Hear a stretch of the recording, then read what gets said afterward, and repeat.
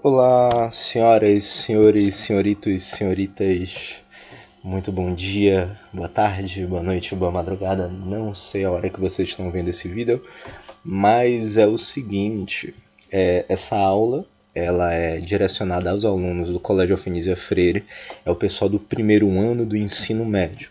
Eu sou o Vitor, sou professor de artes e essa é uma maneira que a gente encontrou, que nós professores encontramos juntamente com a direção da escola, para podermos dar continuidade ao trabalho de sala de aula, nesse momento em que o isolamento social, o afastamento das atividades normais, ele precisa ser respeitado. Então, uma forma da gente tentar pelo menos amenizar essa situação, manter um pouco ainda esse contato, essa questão do aprendizado, ainda que não em sala de aula, mas a gente vai tentando dar continuidade a esse trabalho, pelo menos para que vocês não fiquem sem as nossas carinhas bonitas, ou no meu caso, as nossas vozes maravilhosas, ou não, né? Mas enfim, a gente vai dar continuidade ao trabalho que era feito em sala de aula, e nesse primeiro momento vamos trabalhar sobre o que é o patrimônio arqueológico.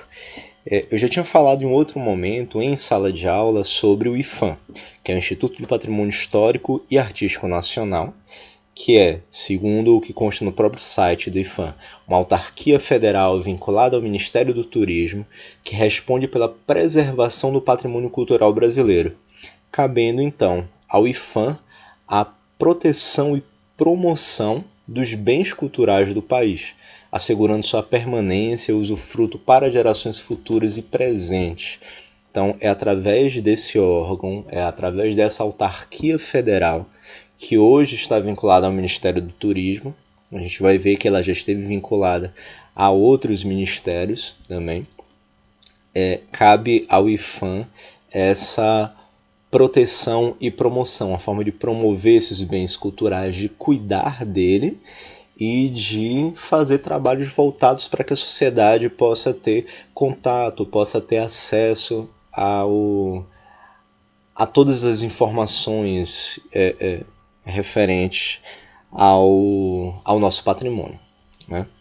Então, o IPHAN ele vai surgir, ele é criado, na verdade, inicialmente no ano de 1936, mas aí, em janeiro de 1937, que é essa Lei 378, ela, de 13 de janeiro, ela vai criar o Serviço do Patrimônio Histórico e Artístico Nacional, o SFAM, essa segunda linha logo aqui. E, inclusive, esse SFAM ele vai ser ligado ao que antes era o Ministério da Educação e Saúde Pública. Então, o Ministério da Educação ainda não era o que se tornou depois o Ministério da Educação e Cultura, né? Que aí, inclusive, tem mais lógica você ver o Instituto do Patrimônio Histórico, algo que é ligado à cultura, está relacionado ao Ministério de Educação e Cultura. Mas como o Ministério de Cultura não existia naquele momento, ele foi inicialmente vinculado a esse Ministério da Educação e Saúde Pública, que era um conjunto só. Mas aí pronto. Foi criado então o SFAM, no início de 1937, e aí depois, no Decreto-Lei número 25 de 1937, ele vai organizar a proteção do patrimônio histórico e artístico nacional. Isso vai ser assinado pelo Getúlio Vargas, lá em 30 de novembro, já no finalzinho do ano, para poder ter uma forma de organização para saber exatamente o que é que vai ser feito dentro do SFAM, dentro desse serviço do patrimônio histórico. E aí depois, alguns anos depois, a gente vai ter essa lei 3.924, do ano de 61, que Jânio Quadros assinou em 26 de julho, em que inclui esses monumentos arqueológicos sob a guarda e proteção do poder público. Então, todos os monumentos arqueológicos ou pré-históricos de qualquer natureza que existia no território nacional e todos os elementos que nele se encontravam ficavam sob a guarda e a proteção do poder público. né? Então é a partir daí que vai se começar a instituir, vai se começar a falar sobre a existência dos sítios arqueológicos, vai começar a se respeitar e se trabalhar os sítios arqueológicos, sobre os sítios arqueológicos e na proteção desse patrimônio que é vinculado a eles.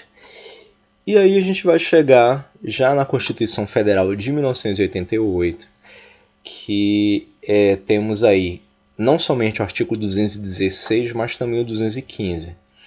Por quê? Esses artigos 215 e 216 vão tratar do seguinte: eles tratam sobre patrimônio. Agora, o artigo 215 ele garante o exercício dos direitos culturais, o acesso às fontes da cultura nacional, além do apoio, incentivo, valorização e difusão das manifestações culturais. Então, ele vai garantir esse exercício, vai garantir que tudo possa ser feito, possa ser respeitado, possa ser trabalhado, ser valorizado, apoiado, financiado para que se promova o patrimônio. E o artigo 216 ele vai tratar especificamente dos bens de natureza material e imaterial que constitui o patrimônio cultural brasileiro. Esses bens de natureza material e imaterial a gente também já conversou em sala de aula. Os bens de natureza material é o que tratamos como aqueles bens que são tangíveis, é aquilo que a gente pode tocar, né? Pode tocar, vírgula, porque se estiver no museu protegido ali você não vai poder chegar e meter a mão. Mas é tudo aquilo que a gente pode efetivamente ver sobre a sua existência, ver uma materialidade naquilo. São os edifícios, são os sítios, são os artefatos, certo? Enquanto que o patrimônio imaterial é muito mais sobre os saberes, sobre os fazeres, são as manifestações culturais. E aí a gente tem o seguinte, de acordo com o IPHAN, só no Brasil, apenas no Brasil, são em torno de 26 mil sítios arqueológicos cadastrados. Claro, são 26 mil, não vai ocupar todo o território nacional, apesar dessa quantidade parecer até mesmo absurda, mas muitas vezes alguns desses sítios eles têm um tamanho mínimo, é muito pouco, mas há uma necessidade de proteção pela sua importância histórica, pelo que aconteceu ali historicamente, a importância que aquilo vai ter para a sociedade, e tanto nesse momento, tanto no presente, quanto principalmente o que houve no passado naquele local. Então, o que são esses sítios arqueológicos? São os locais onde a gente consegue encontrar vestígios positivos de ocupação humana, seja antiga ou mais recente, mas somente aqueles que apresentam importância científica para a compreensão da história da humanidade. Então, vestígio positivo de ocupação humana, praticamente todo lugar tem, né? Senão na própria casa da gente tem vestígio de ocupação humana. Mas e aí, será que aquilo tem alguma importância para a humanidade? Provavelmente não, vai ter importância para você, vai ter importância para sua família, mas para a humanidade, para a sociedade em geral, para a comunidade que vive ali, que depende daquilo ali, não vai ter uma importância histórica, né? Então, os sítios arqueológicos eles vão ter justamente esse estudo a respeito dessa necessidade de compreensão da história da humanidade a partir daquilo que o sítio representa. E aí a gente tem o Centro Nacional de Arqueologia. O que é esse centro? Ele é uma unidade que integra o comitê gestor do Instituto, sendo normatizado pelo Decreto 6.844 do ano de 2009. Certo? E aí qual é a função dele? Aí é essa leitura que temos aí. Cabe ao CNA, ao Centro Nacional de Arqueologia, a elaboração de políticas e estratégias para a gestão do patrimônio arqueológico brasileiro, a modernização dos instrumentos normativos e de acompanhamento das pesquisas arqueológicas. Entre as principais atividades do centro estão o desenvolvimento de ações de acautelamento, a autorização e a permissão para a realização de pesquisas arqueológicas, o acompanhamento e fiscalização dessas pesquisas e a implementação de diversas ações de socialização do patrimônio arqueológico. E o que é que isso significa em relação a essas atividades do centro? As ações de acautelamento é a ideia de cautela, de cuidado. Então são as ações que vão promover o cuidado com esses sítios, com esses locais. Autorização e permissão para a realização de pesquisas arqueológicas é, a partir do momento que você faz uma pesquisa que enxerga que existe a possibilidade de uma importância histórica ali, que existem artefatos enterrados naquele local, começa a se descobrir algo sobre a importância que aquilo tem para a sociedade. Em algum momento da história houve importância aí, por conta disso existe uma importância atual também para a sociedade. Então o CNA ele vai trabalhar com essa autorização e essa permissão para essa realização das pesquisas e, claro, eles além de autorizarem, eles vão fazer todo o acompanhamento do que é que está sendo feito ali para que não seja uma pessoa leiga, não seja uma pessoa que chegue de qualquer jeito para poder escavar, ou melhor, nem escavar, começar a cavar, começar a tirar tudo que encontra por ali e pronto. E, por último, essa implementação das ações de socialização do patrimônio arqueológico vai muito para a questão do momento que você começa a finalizar suas pesquisas, né? Finalizar o trabalho que está sendo feito ali, que ele precisa ser socializado, ele precisa ser demonstrado para a sociedade, demonstrado para as pessoas que, principalmente, que vivem naquela comunidade, que vivem naquele entorno, a importância que aquilo tem para a própria formação da sociedade a qual a pessoa pertence, daquela comunidade a qual a pessoa pertence. E aí, dependendo, claro, dessa importância histórica, ela pode até ultrapassar esses limites da própria comunidade. E a gente tem dois principais instrumentos de proteção para o patrimônio arqueológico, que vão ser o tombamento e o plano diretor estratégico. Mas assim, são coisas bem diferentes.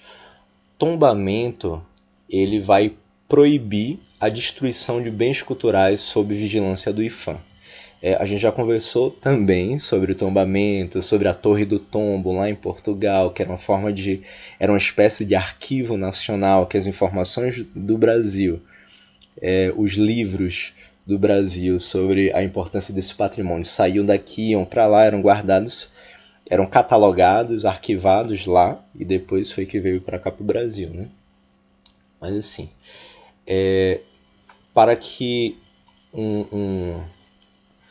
um sítio arqueológico, para que um local ele passe por esse processo de tombamento, ele primeiro vai passar por um processo administrativo até que finalmente seja inscrito no livro do tombo, né? Então vai ter uma solicitação, e aí os funcionários do IPHAN vão naquele local, vão começar a fazer pesquisas, vão fazer um levantamento de dados bem especializado mesmo, para poder encontrar o máximo de informações possíveis para ver se ali realmente pode ser considerado como um patrimônio histórico ou não, né? E o plano diretor estratégico, ele na verdade é algo que ainda não foi implantado, mas ele está no plano das ideias ainda, porque ele é um instrumento cultural para orientações do CNA, lá do Centro Nacional de Arqueologia. Ele vai orientar o CNA, mas ele ainda está em fase de construção, né? A pretensão é que ele consiga definir uma política nacional especificamente para o patrimônio arqueológico brasileiro, com a identificação, com a pesquisa, a proteção, a promoção e socialização. Todo aquele trabalho que o CNA faz, ele deve ser regulamentado primeiro através desse plano diretor estratégico. Então o CNA já existe, mas algumas vezes ele acaba ficando um pouco perdido, porque é necessário que haja uma legislação própria, um plano próprio que direcione, que por isso que é o plano diretor, esse plano ele possa fazer todo o direcionamento sobre os trabalhos que o CNA irá promover a partir do momento que ele é chamado, né, a agir. E pronto, a gente vai entrar nessa parte das categorias dos sítios arqueológicos, alguns dos mais conhecidos. Para que essa videoaula não fique muito grande, eu separei somente alguns, separei 4. Mas você vai ter em torno de uns 10 tipos de sítio arqueológico diferentes. O primeiro deles são os sítios arqueológicos históricos ou coloniais, que aí você vai ter fazendas, quilombos, igrejas, praças, casarões, castelos, palácios, cemitérios. Geralmente são aqueles sítios arqueológicos que são ligados ao período colonial do país, em que existia os senhores de engenho, existiam os casarões, existia a senzala, foi o processo de criação das missões jesuíticas, por exemplo, que é inclusive o caso dessa cidade de São Miguel das Missões, no Rio Grande do Sul, que foi construída a partir de uma missão jesuítica. A ruína em São Miguel das Missões são vestígios das missões jesuíticas dos Guaranis, dos povos Guaranis, né? Quando os portugueses chegaram no Brasil, eles quiseram implantar à força a religião deles, o catolicismo. Eles criaram no Rio Grande do Sul esse convento, esse local, para que pudesse fazer a conversão dos índios em cristãos, para que tornassem eles cristãos, né? Esse monumento, esse sítio arqueológico de São Miguel das Missões, ele foi declarado como Patrimônio Mundial pela Unesco no ano de 1983. E essa construção ela foi edificada no século XVIII, por volta de 1735 até 1745. Foi durante esse período que se fez a construção, né?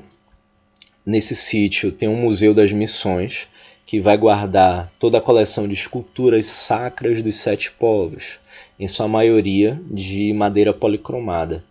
Esculturas sacras, a ideia de sacro, sacristia, é o que é sagrado, né? Então são aquelas esculturas consideradas consagradas, que são vinculadas à religião. Então aquilo que existia dentro desses locais, no que se tornou sítio arqueológico, o que foi retirado de dentro desses locais, desses prédios, foi colocado dentro do museu. É por isso que a gente fala, inclusive, que tem, além do sítio arqueológico, tem todos esses artefatos, que são artefatos arqueológicos, né? Que são retirados geralmente dessas escavações.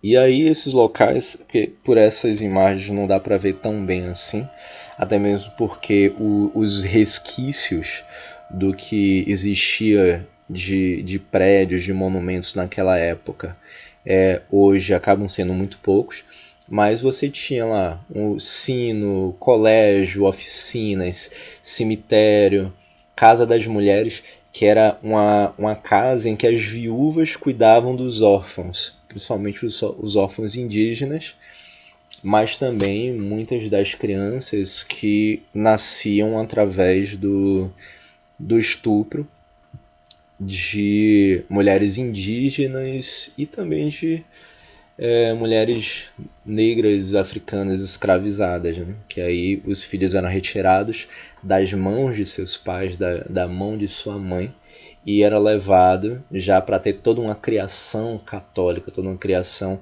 voltada aos jesuítas. Tinham as casas, que eram onde os índios passavam a morar lá também, e tinha uma estrutura, um edifício chamado tambo, que era um local de hospedagem de viajantes. Depois a gente tem os sítios abrigados. O que é que são os sítios abrigados? São as cavernas, são os locais onde a gente vai encontrar as pinturas rupestres. Não somente dentro de cavernas, mas também fora delas. Só que assim, geralmente é muito mais fácil a gente encontrar vestígios arqueológicos dentro de cavernas, as pinturas rupestres principalmente, porque é uma facilidade um pouco maior de se preservar. E como é que acontece o porquê de acontecer essa preservação dentro das cavernas? É pelo simples fato das cavernas não passarem, a parte interna das cavernas não passarem pelas intempéries, não passar por todo o processo de mudança climática. Então, se chove, se faz sol, se venta muito, se cai granizo, tudo não importa. Se está dentro da caverna, você tem uma proteção que acaba sendo natural. Fora da caverna, muito mais complicado isso acontecer, porque você cai uma chuva maior, vai começar a lavar as pedras. Né? Então, é uma questão meio que de sorte de você conseguir encontrar esses vestígios, essas pinturas rupestres em locais que são de área aberta. Fora que, a partir do momento que você tem uma facilidade maior de acesso por parte da população, muitas vezes leiga no assunto, eles vão ver um desenho pintado na parede, numa rocha, e vão passar a mão em cima, vão riscar também, vão querer quebrar, tirar dali, levar para casa, dependendo do tamanho que for. Mas é o seguinte, aí a gente pega o exemplo do Parque Nacional da Serra da Capivara, que fica no Piauí. Também foi declarado como Patrimônio da Humanidade pela Unesco no ano de 91. Ele guarda os vestígios mais antigos da presença do homem nas Américas. E aí, a representação da arte rupestre mais antiga, que é encontrada dentro do Parque Nacional do Serra da Capivara, dentro desse sítio arqueológico, ele data em torno de 20 mil anos atrás. Então, essa é a importância da preservação desses locais para poder compreender como foi o processo de formação da nossa sociedade. Imagina só, há 29 a 30, quase 30 mil anos atrás, o que é que se passava, qual era a forma de pensar desses seres humanos a partir do que eles produziam, a partir do que eles faziam dentro dessas cavernas. Né? E interessante que além da pintura rupestre, que a mais antiga foi datada de 29 mil anos atrás, os vestígios da presença do homem através dos restos de uma fogueira que foi localizada dentro de uma dessas cavernas no Parque Nacional da Serra da Capivara, foi datada em torno de 50 mil anos. Então, há 50 mil anos atrás, estavam lá os homens das cavernas, fazendo sua fogueira para poder se aquecer ou para poder preparar o seu alimento. E aí aquele resto da fogueira fica ali. E aí, através de um processo químico, técnico-químico, que é feito pelo carbono 14, se utilizando carbono 14, você consegue ver há quanto tempo existe aqueles vestígios ali.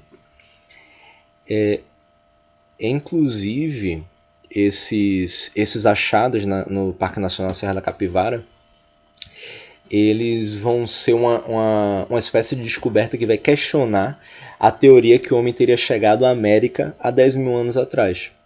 Que aí existia essa ideia de que o homem veio da Ásia através do Estreito de Bering, que é aquele estreito que vai ligar o Alasca até o nordeste da Ásia, né?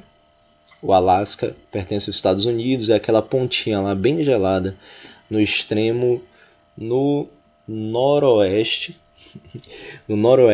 da América do Norte. Você vai ter o Alasca, E aí, através do Estreito de Bering, se conseguia fazer essa travessia da Ásia para a América.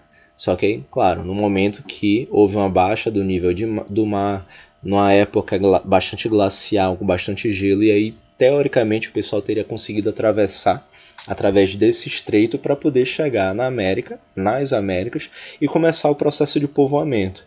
Só que aí, essa descoberta no Parque Nacional Serra da Capivara quebra com essa teoria, porque enquanto que essa travessia pelo Estreito de Bering foi datado em torno de 10 mil anos atrás, já tinha se visto que aqui no Brasil, pelo menos, há mais de 50 mil anos atrás, já teria tido seus primeiros habitantes. E lembra que a gente falou que no Brasil tem em torno de 26 mil sítios arqueológicos? Só no Parque Nacional Serra da Capivara são 737 sítios arqueológicos catalogados. O parque tem em torno de 100 mil hectares, mas só lá dentro são 737 sítios arqueológicos. Então, são 737 locais em que você vai encontrar esses vestígios positivos de humanos. Temos também os sítios megalíticos, que aí tem uma coisa bastante interessante. A gente tem aqui no Brasil o sítio principal é esse do Parque Arqueológico do Solstício, no Amapá. Ele é considerado como a Stonehenge brasileira. Por quê? O que é Stonehenge? Talvez você já tenha ouvido falar lá na Inglaterra da presença desse sítio megalítico. Que são estruturas formadas por blocos monumentais de rochas, blocos gigantescos de rochas, que eles são colocados de forma organizada em um determinado local. Provavelmente um local de culto, geralmente de algum ritual, pode ser um ritual de invocação de deuses ou algum outro tipo de ritual que somente quem viveu na época pode saber exatamente o que é que acontecia. E por muitos anos não se soube que aqui no Brasil a gente teria também um sítio arqueológico desse tipo, como o Stonehenge, e como há também a Ilha de Páscoa, lá no Oceano Pacífico, que são aquelas estatuetas, os moais. Né? Mas o que acontece lá no Amapá? Ele foi descoberto, salvo engano, na década de 70 e fica numa zona rural da cidade de Calçone, que é uma cidade que fica a quase 400 quilômetros de Macapá. Então, Amapá já é bastante longe, imagine, da capital você percorrer mais 400 quilômetros até chegar nessa cidadezinha e encontrar na área rural esse parque arqueológico. Há indícios de que ele foi construído em torno de 3 mil anos atrás para observação astronômica e para alguns rituais de indígenas. Por que se fala isso? Ele foi descoberto em 2006, somente, eu falei na década de 70, foi em 2006. Ele foi descoberto em 2006 somente. E algumas escavações eles conseguiram encontrar vasilhas cerâmicas, instrumentos de pedra e urnas funerárias com restos mortais. Isso fez com que se percebesse que os indígenas que viveram naquele local, que era o povo Arawak, eles utilizavam esse local, esse sítio megalítico, como um local para poder fazer rituais também. Né? Era de observação astronômica. Aí vocês veem por essa segunda foto aqui o posicionamento que fica bem para a observação do Sol, para você ter uma noção sobre local que se encontra, ter uma noção também em relação a clima. E aí você vai ter esse local de observação, né, astronômica, além de ser um local para se fazer rituais, e por conta disso que os indígenas e a partir daí é que os pesquisadores encontraram diversos materiais, diversos artefatos que hoje, claro, estão em museus pertencentes aos indígenas, a esse povo arawak. E através dos estudos ficou comprovado que tinham mais de 3.000 anos lá. Então, assim como aconteceu na Inglaterra, assim como tem na Ilha de Páscoa lá no Oceano Pacífico, você consegue encontrar, ver que os indígenas eles colocaram estrategicamente essas pedras em posições que eles compreendiam como locais de observação. Inclusive, os pesquisadores brasileiros eles não gostam de que seja feita essa comparação com Stonehenge, porque não se trata de uma imitação. A Stonehenge, para o Parque Nacional, Parque Arqueológico do Solstício no Amapá, tem funções completamente diferentes, né? Mas que aí a gente já não vai entrar nesses detalhes. E, por último, para a gente não se estender tanto, tem os geoglifos. E o que são os geoglifos? São desenhos monumentais formados na superfície do solo. Talvez você já tenha ouvido falar sobre esses desenhos em Nazca, no Peru, que aí são gigantescos, são feitos no solo. Nos Estados Unidos também você vai encontrar lá para o interior deles. Tal. São desenhos que têm figuras geométricas. Aqui no Brasil, predominantemente, são essas figuras geométricas, mas em Nazca e nos Estados Unidos você já consegue encontrar de outras formas, principalmente em formas de animais, de pássaros. O de Nazca mesmo, o principal, o mais conhecido, ele tem um formato de um pássaro. E aí existe uma dificuldade para se definir a real funcionalidade desses geoglifos, né? Porque aí tem muitos pesquisadores que eles sugerem que tem uma função religiosa, cerimonial, já que se costuma encontrar muitos artefatos no interior desses espaços. Na Bolívia mesmo, através de uma observação etnográfica que foi feita com populações indígenas, eles conseguiram levantar uma hipótese de que essa organização, que esses geoglifos, eles eram feitos como uma forma de proteção para seus habitantes. Porque nesses buracos, nesses vãos, eles construíam uma espécie de paliçada. Eram cercas de madeira, uma cerca alta de madeira, como se eles fizessem um cercado mesmo e pudessem fazer algum tipo de atividade ritualística ali dentro desses geoglifos. Tem também a ideia de que possa ter sido feito para armadilhas contra animais, certo? Para que eles pudessem chegar e cair no local, ou até mesmo como canais de manejo hídrico, né? Claro que quando a gente olha assim, aparentemente ele não tem muita profundidade, mas porque geralmente eles já estão cobertos, eles foram assoreados, eles já foram cobertos com grama e muitas vezes acabam sendo destruídos também, ou então há uma sedimentação natural. No Amapá a gente consegue encontrar alguns desses geoglifos com esses vãos, eles possuindo larguras de 3 a 10 metros, e o tamanho total dele, o diâmetro que eles alcançam é de até 1.000 metros.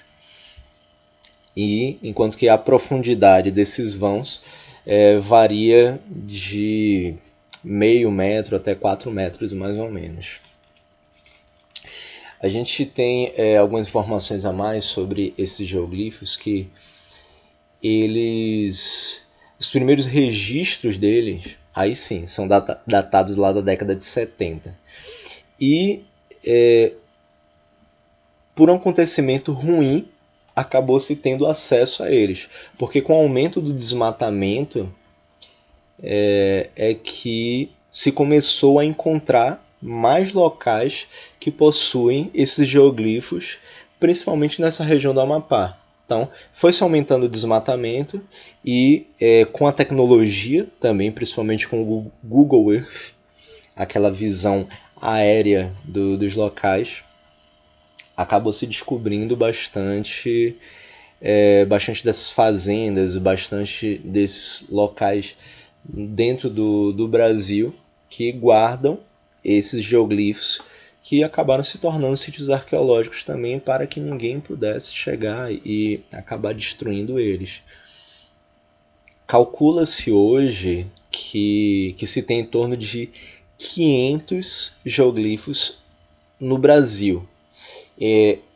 Dentro desses 500, em torno de 300, 350 se encontram no Acre. Tá? E aí, assim como lá na Bolívia, os propósitos eles costumam ser cerimoniais ou como uma oferenda aos deuses. E também se fala sobre recursos hídricos aqui no Brasil ou de forma de defesa.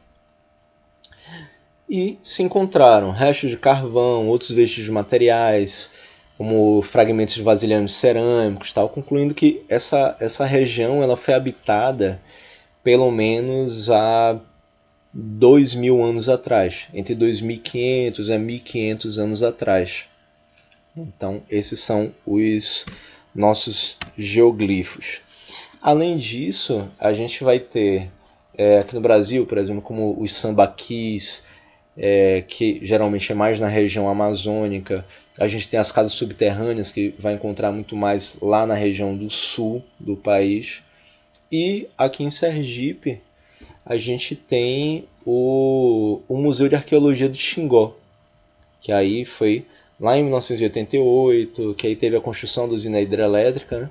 Que a UFES, juntamente com a CHESF, eles desenvolveram um projeto de salvamento arqueológico naquela área, que seria inundada pelo reservatório, com a finalidade de se proteger o local, ainda que tivesse a necessidade, por conta do desenvolvimento do país, tivesse a necessidade de fazer esse isolamento do local, esse alagamento do local para poder se fazer a represa, foi deslocado dali diversos materiais, um acervo que chega a ter mais de 50.000 peças e vestígios que estão em exposição no Museu de Arqueologia do Xingó.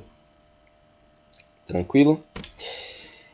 Algumas das referências depois eu passo para vocês, e é isso aí. Muito obrigado, galera.